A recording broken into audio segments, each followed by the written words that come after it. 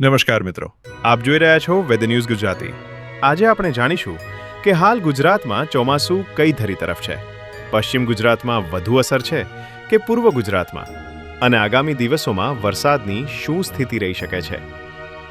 મિત્રો, હાલ ચોમાસાની ધરી ઉત્તર ભારત તરફ અને હિમાલયની તળેટી તરફ ખસેલી જોવા મળી રહી છે.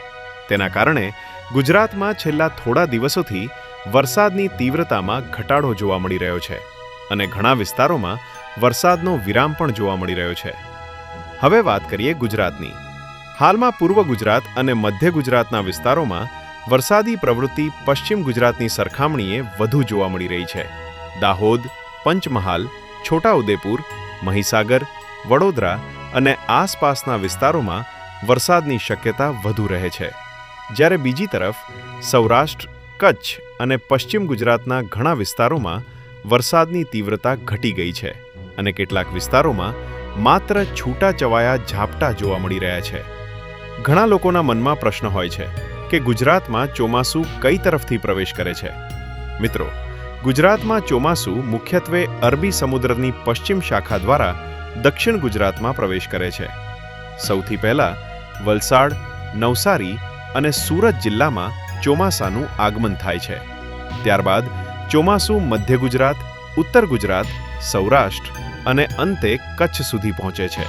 હાલની સ્થિતિ પ્રમાણે સમગ્ર ગુજરાત ચોમાસાના આવરણ હેઠળ છે, પરંતુ ચોમાસાની ધરી ઉત્તર તરફ ખસવાના કારણે ચોમાસું છે તે ફરીથી સક્રિય થશે અને ફરીથી વરસાદના રાઉન્ડ છે તેની શરૂઆત થશે. જેમાં સૌથી પહેલાની વાત કરી લઈએ તો ચોમાસું સક્રિય થશે તો ભાવનગરની શરૂઆત દક્ષિણ ગુજરાતના ભાગો જે રીતે કે સુરતમાં અત્યારે હાલ જોઈ શકો છો 25 ઇંચ સુધીનો જે વરસાદ પડી ગયા, પરંતુ આ સિસ્ટમ છે તે ખૂબ જ નબળી છે. આ સિસ્ટમમાં 25 ઇંચ સુધીનો વરસાદ પડે તેવી હાલ પૂરતી તો કોઈ શક્યતા દેખાઈ રહી નથી, પરંતુ આવનારી સિસ્ટમ હશે એ આના કરતાં મજબૂત સિસ્ટમ બનશે તેવા હાલ પૂરતા ચાન્સ દેખાવી રહ્યા છે.